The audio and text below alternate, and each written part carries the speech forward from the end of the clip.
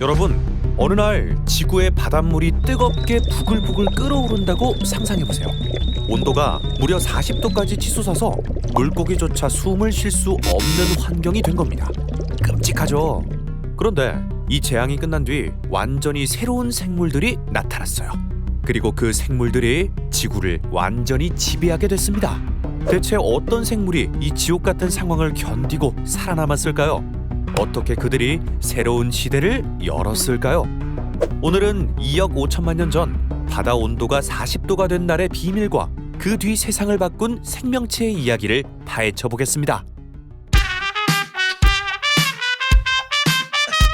자, 먼저 이 끔찍한 날이 언제였었는지부터 알아볼까요? 약 2억 5천만 년 전 지구는 역사상 가장 끔찍한 재앙을 맞았어요.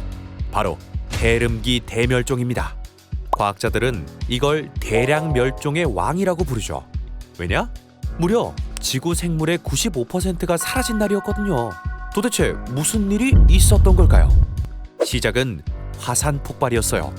그냥 화산이 아니라 100만 년 동안 멈추지 않은 초대형 화산 폭발. 이게 터진 곳이 바로 시베리아 트랩이라는 지역이에요. 이 화산이 엄청난 양의 용암과 독가스를 뿜어내면서 지구를 혼란에 빠뜨렸죠. 이산화탄소와 메탄 같은 온실가스가 대기 중으로 쏟아져 나오며 지구 온도가 8에서 10도나 상승했어요. 특히 바다는 상황이 더 심각했어요. 열대 지역의 해수면 온도가 36도에서 최대 40도까지 치솟았다는 연구가 있어요. 게다가 바닷물은 산소가 빠져나가며 산성화됐고 유독한 황화수소까지 퍼졌어요. 물고기들은 숨을 쉴 수 없었고 결국 바다 생물의 95%가 멸종했죠. 완전히 죽음의 바다가 된 겁니다. 그런데 여기서 끝이 아니에요. 이 재앙 속에서 살아남은 생물들이 있었고 그 생물들이 새로운 세상을 열었어요. 훗날 지구의 주인이 될 생명체가 이 뜨거운 바다 속에서 씨앗을 뿌린 거였던 거죠.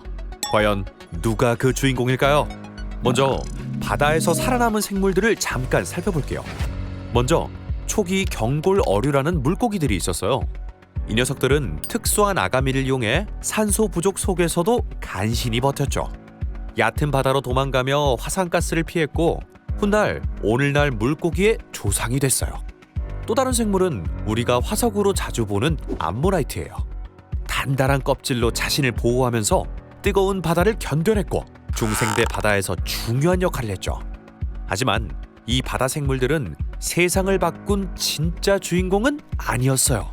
무대는 이제 육지로 넘어갑니다. 페름기 대멸종 후 육지 생물들도 엄청난 타격을 입었어요. 당시 지배적이던 포유류형 파충류, 예를 들어 디키노돈 같은 생물들이 거의 다 사라졌죠. 이 빈자리를 차지한 건 아르코사우로모프라는 초기 파충류였어요.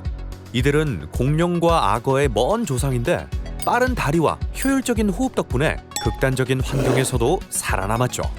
그러다 약 2억 3천만 년 전 이 아르코사우로모프 중 일부가 새로운 모습으로 진화하기 시작합니다. 그리고 여기서 중요한 사건이 하나 더 터졌어요. 바로 가르니안절 우기라는 대홍수입니다. 이게 무려 200만 년 동안 이어지면서 많은 육상 생물이 멸종했고 그 틈을 타서 이 생물들이 지구를 장악할 기회를 잡았죠. 이후 이 생물들은 1억 6천만 년간 지구를 지배했어요. 티라노사우루스부터 트리케라톱스 같은 거대한 생물, 심지어 작은 깃털을 가진 생물까지. 그렇습니다. 그 중심에 바로 공룡이 있었어요. 온도가 40도까지 치솟은 페름기 대멸종은 공룡 시대를 여는 첫걸음이었던 겁니다. 지구 생물의 95%가 사라지는 대재앙 속에서도 살아남은 이 생명체들은 결국 수천만 년 동안 지구를 지배하게 되었죠. 만약 이 뜨거운 바다가 없었다면 공룡도 그리고 그 후손인 새도 존재하지 않았을지 모릅니다. 과거의 멸종이 새로운 시대를 여는 계기가 된다는 거 참 아이러니하죠. 오늘 영상 여기까지고요. 세상의 모든 궁금증을 기록한다. 지금까지 궁금록이었습니다.